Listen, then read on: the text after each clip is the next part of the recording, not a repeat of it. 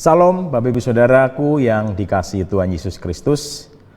Renungan hari ini saya ambil dari kitab 2 Raja-Raja 4 ayat 1 sampai ayat yang ke-7. Namun saya akan membacakan terlebih dahulu di ayat yang 1 dan 2. Judul perikopnya adalah minyak seorang janda. Salah seorang dari istri-istri para nabi mengadukan halnya kepada Elisa sambil berseru, "Hambamu, suamiku, sudah mati, dan engkau ini tahu bahwa hambamu itu takut akan Tuhan. Tetapi sekarang penagih hutang sudah datang untuk mengambil kedua orang anakku menjadi budaknya." Jawab Elisa kepadanya, "Apakah yang dapat kuperbuat bagimu? Beritahukanlah kepadaku apa-apa yang kau punya di rumah." Berkatalah perempuan itu, "Hambamu ini tidak punya sesuatu apapun di rumah, kecuali sebuah buli-buli berisi minyak."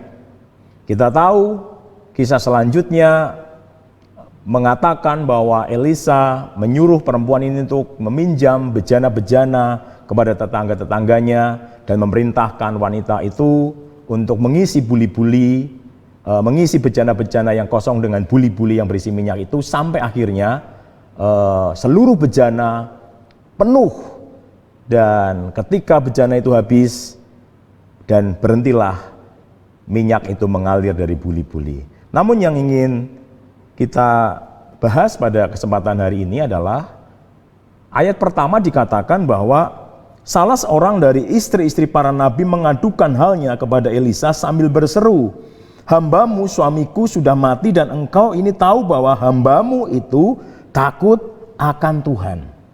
Jadi ada beberapa istri para nabi, dan salah satu dari istri para nabi itu bertemu dengan Elisa dan mengadukan halnya bahwa suaminya sudah meninggal dan suaminya itu takut akan Tuhan.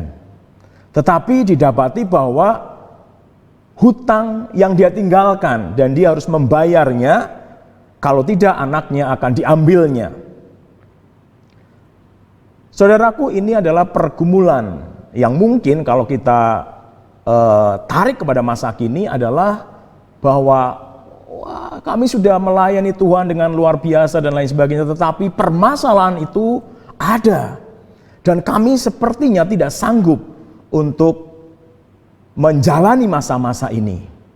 Nah, melalui kisah ini kita mau belajar Bapak Ibu Saudara bahwa Elisa berkata kepada wanita ini, dia katakan, "Apa yang dapat aku perbuat bagimu?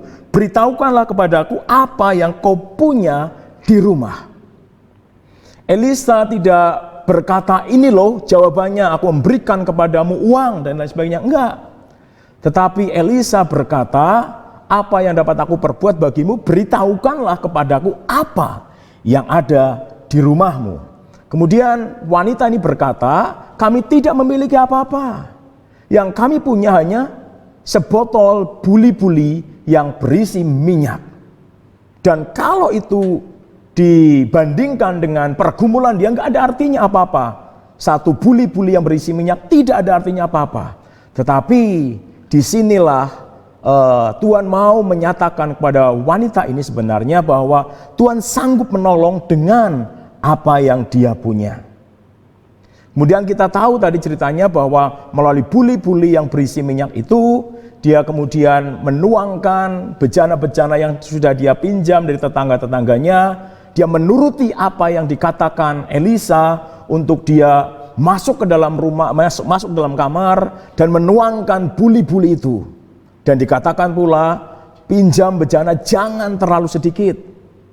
Nah, kita tahu bahwa akhirnya wanita itu memiliki minyak yang luar biasa banyak dan dia sanggup membayarkan hutangnya bahkan lebih, sehingga kelebihannya itu untuk menjalani hidupnya sehari demi sehari. Bapak Ibu Saudara, kadang pergumulan-pergumulan yang kita hadapi, kita sering berkata kepada Tuhan, kita sering berdoa kepada Tuhan, "Tuhan tolong." Namun di pikiran kita, kita sudah membayangkan bahwa pertolongan Tuhan datangnya dari orang lain. Pertolongan Tuhan datangnya dari orang-orang yang kita mungkin sudah, wah orang ini pasti bisa menolong saya dan lain sebagainya. Namun hari ini kita belajar bahwa pertolongan Tuhan datang justru dari apa yang kita miliki. Kita melihat dari hari ini jemaat sungguh diberkati luar biasa. Ada terobosan-terobosan baru yang Tuhan kerjakan di tengah-tengah jemaat. Yang sebelum pandemi itu ada, jemaat sepertinya tidak tereksplor apa yang dia miliki. Tetapi hari-hari ini kita melihat banyak jemaat yang memulai muncul apa yang ada pada dirinya, ya, melalui di online, melalui lapak-lapak dan lain sebagainya, di grup Bapak Ibu Saudara, dan mulai muncul apa yang selama ini terpendam. Karena memang Tuhan berbicara bahwa melalui Elisa dia katakan apa yang ada di rumahmu. Dan wanita itu berkata, buli-buli, satu botol buli-buli yang berisi minyak. Kelihatannya satu botol berisi minyak itu tidak ada apa-apanya dengan hutang yang dia tanggung. Namun ketika wanita ini patuh dengan apa yang dikatakan Elisa, mujizat terjadi. Sama seperti Musa, ketika Tuhan perintahkan Musa untuk memimpin bangsa Israel keluar dari Mesir, ada banyak dalih yang disampaikan Musa di hadapan Tuhan. Aku ini tidak bisa apa-apa, aku ini orang yang tidak bisa ngomong dan lain sebagainya. Sampai akhirnya Tuhan berkata, apa yang ada di tanganmu? Dan Musa berkata, tongkat. Dan kita tahu Musa memimpin bangsa Israel dengan tongkat yang ada pada tangannya. Mujizat-mujizat Tuhan kerjakan melalui tongkat yang ada di tangan Musa. Dan hari ini kita belajar Bapak Ibu Saudara, jangan kita berharap ya kepada orang, karena itu pasti suatu saat bisa mengecewakan. Tetapi mari kita mulai belajar. Tuhan berbicara hari ini bahwa apa yang ada di tangan saudara, apa yang di tangan Bapak Ibu Saudara, apa yang Bapak Ibu Saudaraku miliki hari ini, apa yang Bapak Ibu Saudaraku punya hari ini, ketika itu dipersembahkan di hadapan Tuhan, Tuhan sanggup mengadakan mujizat melalui apa yang kita miliki. Sekalipun ketika kita membayangkan sepertinya mustahil, tetapi ketika itu kita serahkan sama Tuhan. Sama seperti janda ini, ketika dia menurut apa yang dikatakan oleh Elisa, dia mulai meminjam bejana-bejana dari tetangga-tetangganya. Dan dia mulai masuk ke dalam ruangan bersama-sama dengan anak-anaknya. Dan dia mulai menuangkan buli-buli yang berisi minyak itu. Sekalipun kalau dipikir secara akal sehat, tidak mungkin buli-buli yang kecil bisa memenuhi bejana yang lebih besar dari buli-buli. Tetapi ketaatan janda ini menghasilkan mujizat. Biarlah renungan pada hari ini menginspirasi kita.